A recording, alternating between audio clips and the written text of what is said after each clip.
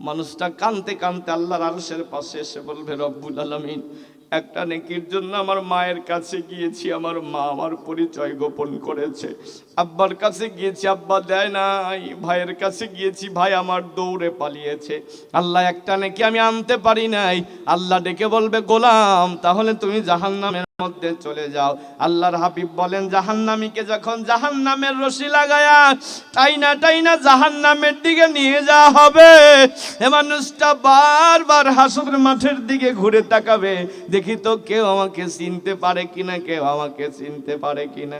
এমন সময় একজন ফেরেশতা রাসূল পাকের কাছে খবর দিবে, ইয়া রাসূলুল্লাহ, আপনার একটা উম্মত একটা নেকির অভাবে জাহান্নামে চলে যাইতেছে। নবীজি বলেন, বাচ্চাওয়ালা মুরগি যেরকম উড়াল দিয়া বাচ্চার কাছে যায়, আমি নবীজি উড়াল দিয়া আমার উম্মতের পাশে দাঁড়ায়া যাব। আমি বলবো, ফেরেশতারা ওজন করো। ওজন করা হবে, দেখা যাবে নেকির পাল্লা হালকা হয়ে গেছে। দুইটা বর্ণনা এসেছে। একটা বর্ণনাতে এসেছে, নবীজি বলেন, আমি আমার হাত মোবারক নেকির পাল্লার উপরে ভুলিয়ে দিয়ে বলবো, আবার ওজন করো। আবার ওজন করা হবে, দেখা যাবে নেকির পাল্লা ভারী হয়ে গেছে, মানুষটা জান্নাতি। মানুষটা যখন জান্নাতি হয়ে যাবে, রাসূল আমার চলে যাচ্ছে, মানুষটা পিছন দিক থেকে এসে জড়িয়ে ধরে বলবে, কে গো মহাপুরুষ, আমি আপনাকে চিনলাম না। আজকে আমার মা পরিচয় দেয় নাই, আমার ভাই আমাকে দেখে দৌড়ে পালিয়েছে, আপনি কে, এসে এত বড় উপকার করলেন। রহমতের নবী আমার ঘুরে তাকিয়ে বলবে, উম্মত রে, আমি তোমার দয়ার নবী রহমাতাল লিল আলামিন। যদি ছোট একটা পাখি হইতাম, যদি ডানা ওয়ালা পাখি হইতাম, একটা উড়াল দিয়া আমি মদিনায় যাইতাম। যদি ছোট একটা পাখি হইতাম, যদি ডানা ওয়ালা পাখি হইতাম, একটা উড়াল দিয়া আমি মদিনায় যাইতাম। পড়েন আমিন। রাসূল বলেন, যখন শুনতে পেলাম কাউসারের উপকারিতা, নবী বলেন, আমি কাউসার পেয়ে খুশি হয়ে গেলাম।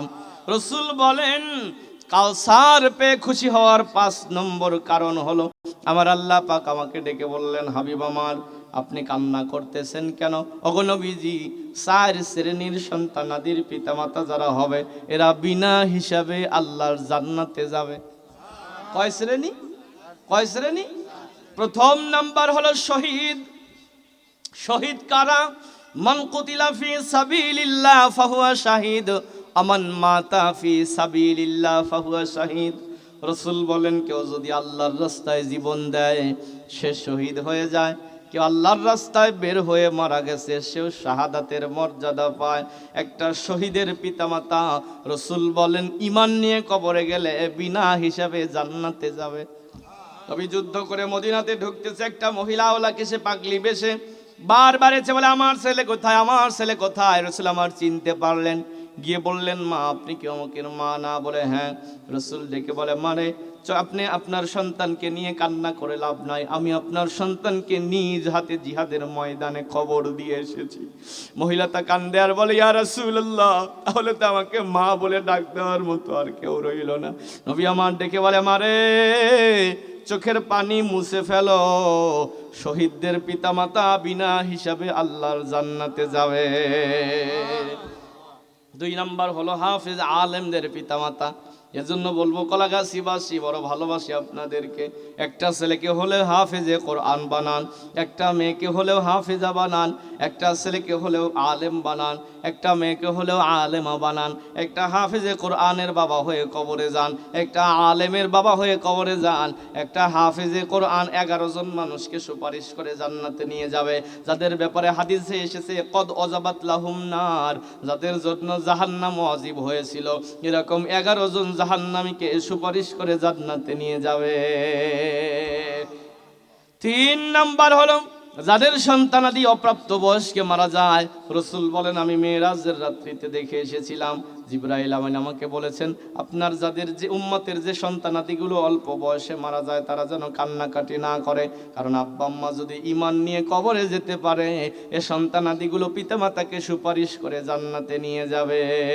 চতুর্থ নাম্বার হলো প্রতিবন্ধী সন্তানাদি যাদের হয়, নবী বলেন বিকলাঙ্গ সন্তানাদি যদি তোমাদের হয় তোমরা ধমক দিও না, তাকে ঝাঁকি দিও না, সযত্নে লালন পালন করো, কারণ এই প্রতিবন্ধীরা কিয়ামতের ময়দানে দাঁড়িয়ে বলবে রব্বুল আলামিন দুনিয়াতে পাঠিয়েছিলে আমি আমার বাবা মার খেদমত করতে পারিনি, উল্টো বাপ মাই মরা পর্যন্ত আমার খেদমত করেছে।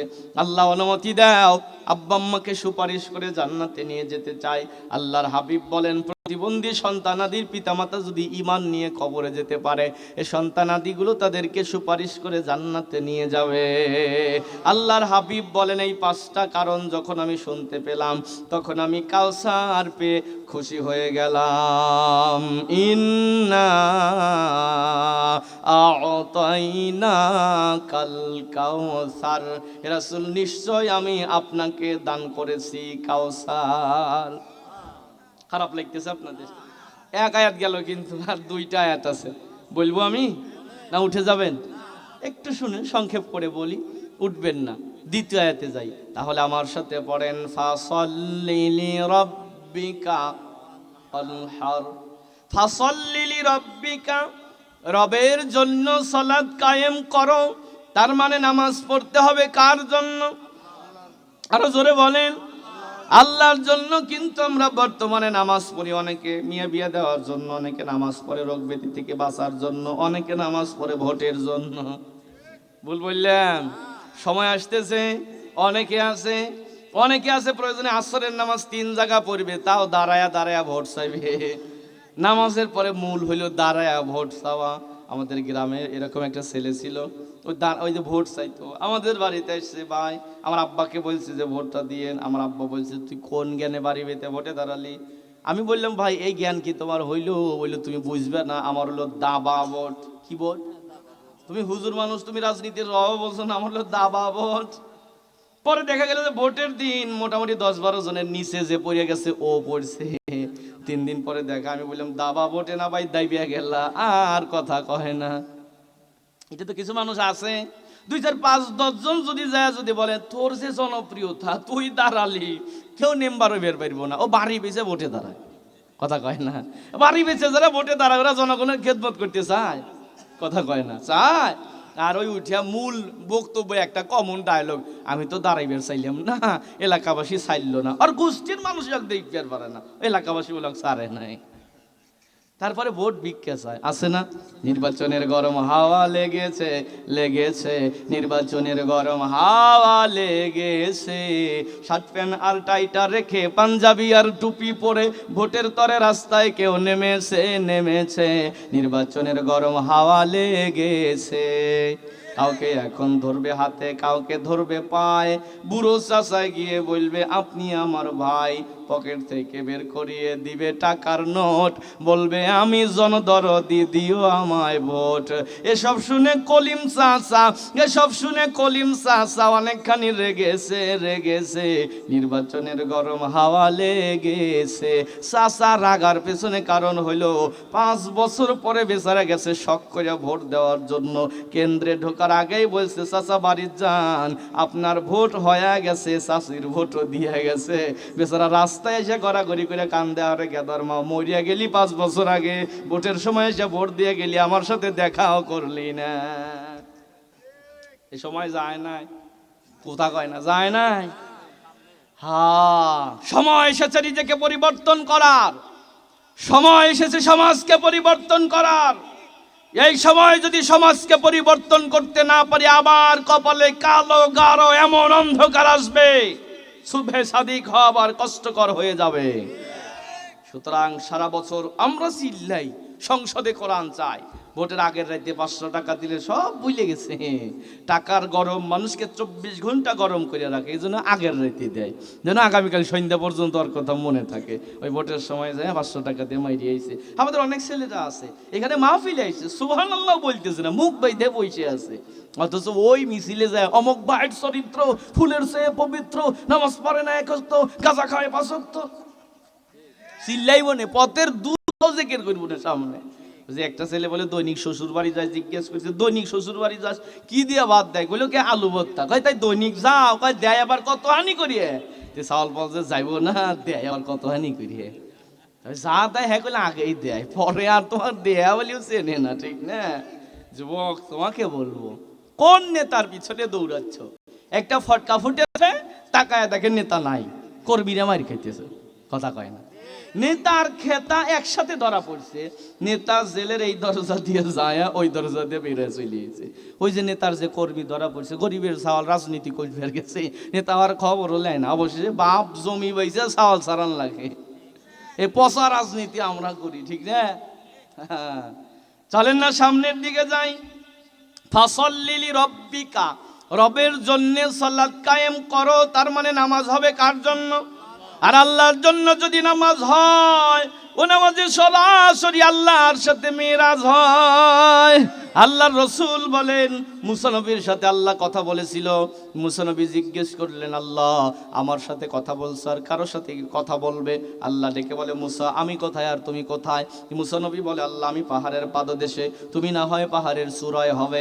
আল্লাহ ডেকে বলে, মুসা রে না, তুমি পাহাড়ের পাদদেশে, আমি পাহাড়ের চূড়ায় নয়, তোমার আর আমার মাঝে ৭০,০০০ নূরের পর্দা আছে, তুমি পাহাড়ের পাদদেশে, আমি সপ্ত আসমানের উপরে। অচিরেই এমন এক উম্মত আসবে, সাতাতি উম্মতি, এমন এক উম্মত অচিরেই আসবে, এরা যখন আমার সাথে কথা বলবে মাঝখানে কোনো পর্দা থাকবে না। মুসা নবী জিজ্ঞেস করল, আল্লাহ কারা তারা? আল্লাহ বলে, আখিরি জামানার পয়গম্বর হবে উম্মত হবে যারা, আখিরি জামানার পয়গম্বরের উম্মত হবে যারা। এজন্য রসুল বলেন, আমার কোন উম্মত যখন নামাজে দাঁড়িয়ে যায়, আল্লাহ মাথার মধ্যে হাত দিয়ে বলে, ফেরেশতারা আমারে বান্দা কি করতেছে? ফেরেশতারা বলে, আল্লাহ তোমারে বান্দাকে খেলার মাঠে ডাকতেছে, টিভি সিনেমা ডাকতেছে, বন্ধুর আড্ডায় ডাকতেছে, ও কারো ডাকে সাড়া দেয় না, তোমার ডাকে সাড়া দিয়ে তোমার ঘরে এসে হাজিরা দিয়েছে। আল্লাহ মাথার মধ্যে হাত দিয়া বলে, ফেরেশতারা সাক্ষী থাকো, হাদা আবদে হাক্কুন, এটা আমার পারফেক্ট বান্দা। বান্দা যখন সিজদায় গিয়ে বলে, সুবহান রাব্বিয়াল আলা, সুবহান রব তুমি পবিত্র, রব মাথার মধ্যে হাত দিয়ে বলে, সাব্বাহতানি সাব্বাহতুক, আমাকে পবিত্র বললা তুমি অপবিত্র থাকবে, এটা হতে পারে না। সিজদা থেকে মাথা উঠানোর আগে আমি তোমাকেও পবিত্র করে দিলাম।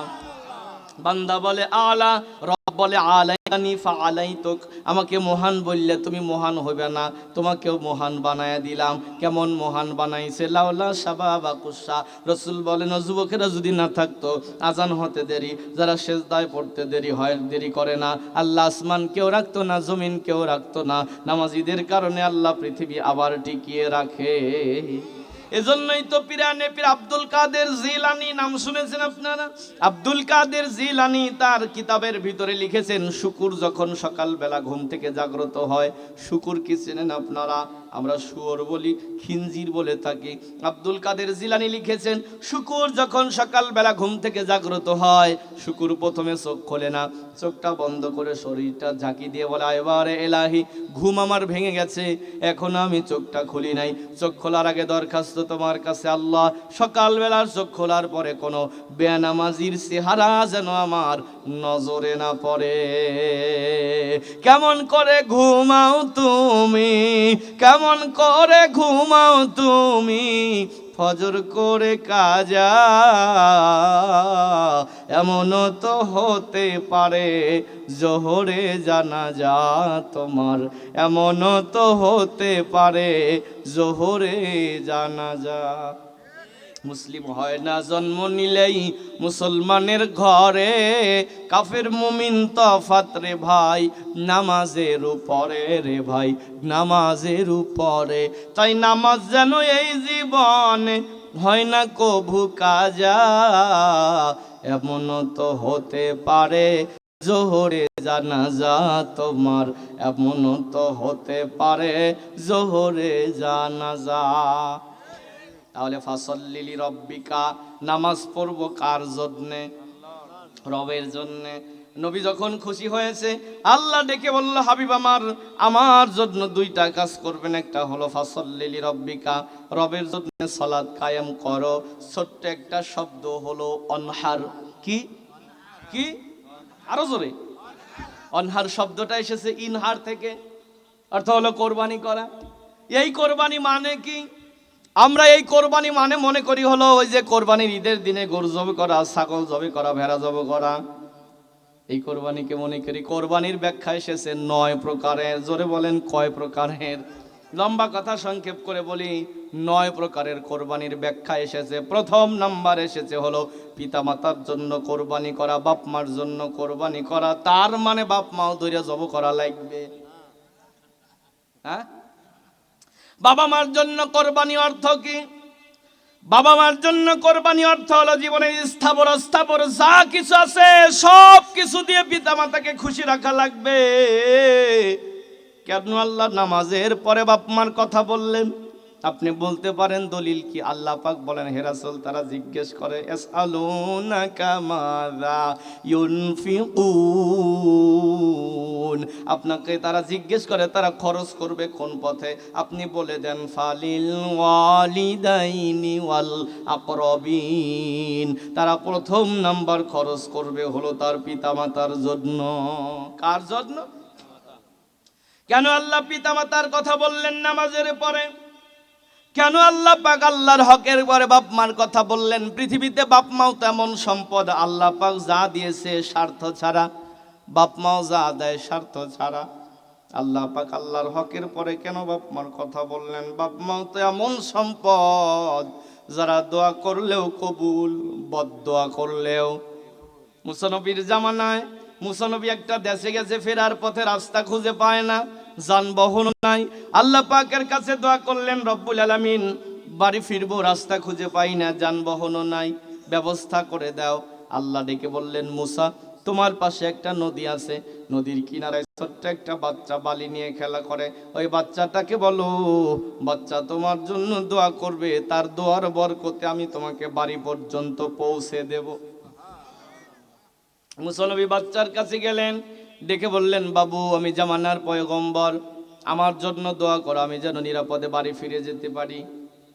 ছোট্ট বাচ্চাটা বালি ঝাড়ি দিয়ে হাত তুলে বলে, আল্লাহ জামানার পয়গম্বর মুসা এসেছে, আল্লাহ যানবাহনও নাই, রাস্তাও খুঁজে পাচ্ছে না, আকাশের মেঘমালা থেকে একটা মেঘের ভেলাকে নিচে নামিয়ে দাও, এর উপরে মুসা নবীকে উঠায় তার বাড়ি পর্যন্ত পৌঁছে দাও। দোয়া করার সাথে সাথে মেঘের ভেলা নিচে নেমে এসেছে। মুসা নবী উঠলেন, বাড়ি পর্যন্ত গেলেন, যাওয়ার পরে বলে, রব্বুল আলামিন আমি বুঝলাম না ছোট্ট একটা বাচ্চার দোয়ার বরকতে এত বড় উপকার কেমনে করলেন। আল্লাহ ডেকে বলে, মুসা রে এটা বাচ্চার দোয়া না, এটা বাচ্চার মায়ের দোয়া। আল্লাহ কেমনে? বলে তার মা একদিন অসুস্থ ছিল, ছেলেকে বলেছে, বেটারে জানালার দিয়ে বাতাস আছে, একটা পাল্লা চাপিয়ে দাও। সন্তান গেছে জানালার পাল্লা চাপিয়ে দেওয়ার জন্য, গিয়ে দেখে 2টা পাল্লা, কোনটা চাপাবো, ডাইনটা নাকি বামটা, কোনটা চাপালে মায়ের কষ্ট হবে, কোনটা চাপালে মায়ের ভালো লাগবে। জানালার কাছ থেকে ফিরে এসে মায়ের কাছে এসে দেখে অসুস্থ মা আমার ঘুমায়া গেছে, মাকে যদি ডাক দেই মায়ের বড় কষ্ট হবে। জানালার পাল্লা ধরে রাত ভর দাঁড়ায় রয়েছে। জনম দুঃখিনী মা গভীর রাত্রিতে ঘুম ভেঙে গেল। বেটা ওখানে কেন তুমি? ও মা তুমি না বলেছো জানালার পাল্লা চাপিয়ে দিতে, কোনটা চাপাবো মা? তা তো তুমি বলো নাই। মা ঘরের মধ্য থেকে বিছানা থেকে হাত তুলে বলে, আল্লাহ ছেলে আমার যে উপকার করেছে আমি খুশি হয়ে গেছি, তোমার কাছে দোয়া করি আমার ছেলে জীবনে যত দোয়া করবে আল্লাহ তুমি সব দোয়া কবুল করে নিও। আল্লাহ ডেকে বলে, মুসা রে এটা বাচ্চার দোয়া নয়, বরং বাচ্চার মায়ের দোয়া। এই বাচ্চাটা যদি আকাশের সূর্য কেউ নিচে নামতে বলতো, আমি ওর মায়ের দোয়ার বরকতে কেউ নিচে নামায়া দিতে বাধ্য হয়ে যেতাম। মা কেন এত দামি জানে না সকলে, হায় হায় জানতো যদি দেখতো সবে কোরআন হাদিসে খুলে। মকবুল হজের সওয়াব মেলে মাকে একবার দেখিলে, মা কেন এত দামি জানে না সকলে। তাহলে মায়ের হক আছে, বাপের হক কি নাই? এবারে এই ব্যাপারে কয়েকটা মিনিট কথা বলতে চাই, যদি আপনাদের অনুমতি পাই। বলবো কি? বাপের হক তো এত বেশি, বাপ যদি সন্তানের ভালোর জন্য বলে বেটা গোটা দুনিয়া ছেড়ে দিতে হবে, বাপের কথায় গোটা দুনিয়া ছেড়ে দিতে হবে, বাপকে ছাড়া যাবে না। হযরত ইব্রাহিম পয়গম্বর বসবাস করতেন ফিলিস্তিনে, যেটা প্যালেস্টাইন বর্তমানে। তার সন্তান ইসমাইলকে বনবাস দিয়েছে মক্কার এরিয়াতে।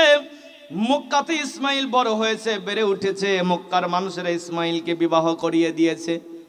সকালবেলা উঠে কান্না করতেছে। স্ত্রী জিজ্ঞেস করলো, কাঁদো কেন? আমি বিবাহ করেছি, আমার আব্বা যে দেখে নাই।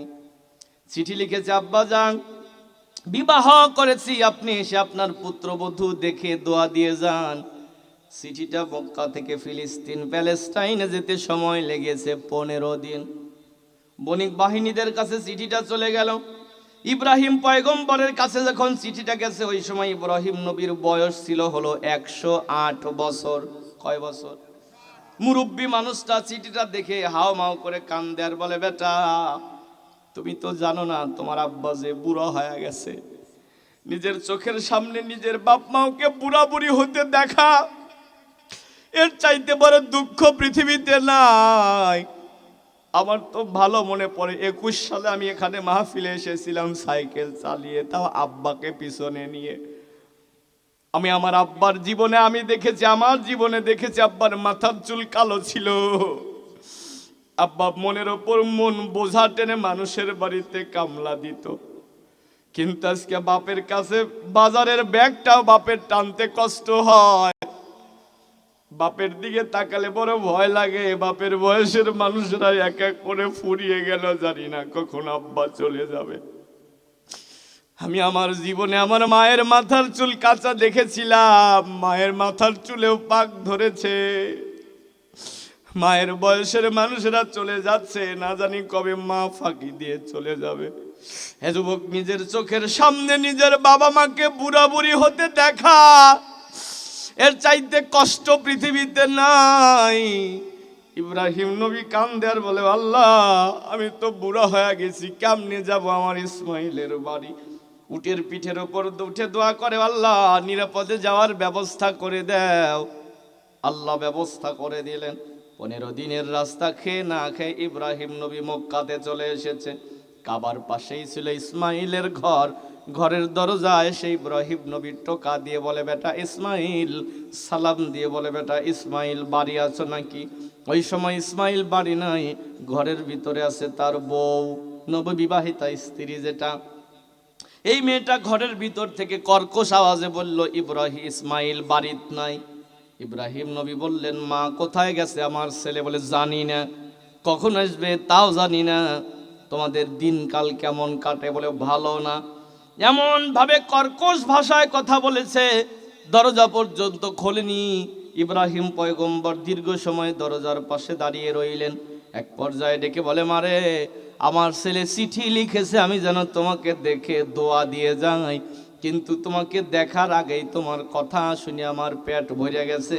আমি চলে গেলাম, আমার ইসমাইল আসলে বইল ইসমাইলের ঘরের চৌকাটটা ভালো না, ইসমাইল যেন তাড়াতাড়ি চৌকাট পাল্টায় নেয়। ইব্রাহিম নবী চলে গেল। বিকেল বেলা ইসমাইল বাড়ি এসেছে। আসার পরেই নাক টানে। স্ত্রী জিজ্ঞেস করলো, নাক ঠান্ডা লেগেছে নাকি? বলে, মনে হয় আমার আব্বা এসেছে। কেমনে চিল্লা? বলে, আমার আব্বা হলো জামানার পয়গম্বর, আর নবী রাসূলেরা যে রাস্তা দিয়ে হেঁটে যায় 40 দিন পর্যন্ত তাদের শরীরের ঘ্রাণ ছড়ায়। কোথায় আমার আব্বা? মেয়েটা ডেকে বলে, একটা বুড়া আসছিল, বুড়া, ওইটা আমার আব্বা। কোথায় গেল আব্বা? বলে, চলে গেছে। আব্বাকে তুমি থাকতে বলো নি? বলে, না। খেতেও বলো নাই? বলে, না। দরজাই তো খুলি নাই। ইসমাইল কাঁদতে কাঁদতে বসে গেছে। বাবা রে, তুমি ছেলের দরজায় এসে না খেয়ে চলে গেলে 15 দিনের পথ।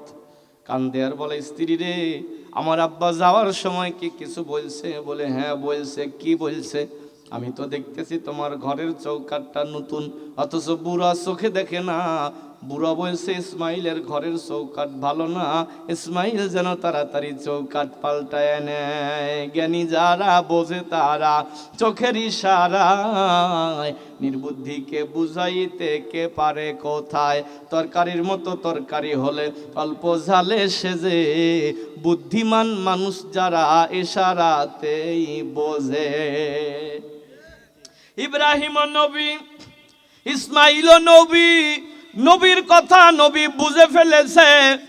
ডেকে বলে, স্ত্রী রে, আমার আব্বা ঘরের চৌকাঠ পাল্টাতে বলে নাই, আব্বা পরিবারের চৌকাঠ পাল্টাতে বলেছে। তুই আমার পরিবারের প্রথম চৌকাঠ, অতএব তোকে দ্বারা জীবন চলবে না।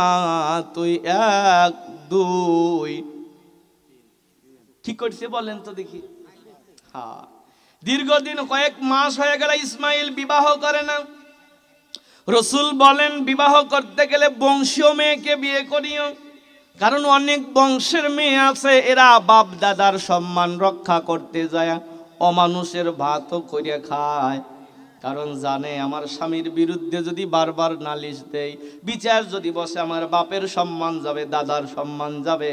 আবার অনেক মেয়েরা আছে, এদের সম্মানের দাম নাই, ফুবু ছাড়িয়েছে, ভাস্তিও ছাড়িয়েছে, ঠিক না?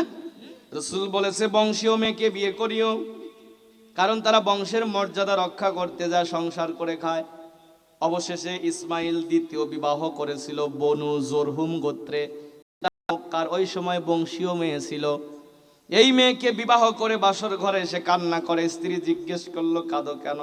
বলে, আমি বিবাহ করেছি, আমার আব্বাকে যে এখনো বলিনি। সকালবেলা চিঠি লিখেছে, আব্বা যান আপনি এসে পুত্রবধূ দেখে যান, আমি ঘরের চৌকাঠ পাল্টাইছি। 15 দিন পরে চিঠিটা মক্কা থেকে ফিলিস্তিন চলে গেল। ইব্রাহিম পয়গম্বর চিঠিটা পাওয়ার পরে তো বলতে পারতো, আমি যাব না, তোর ঘরের দরজায় গিয়ে দাঁড়িয়ে ফিরে এসেছিলাম, আমি যাব না। কিন্তু না, সে তো বাবা।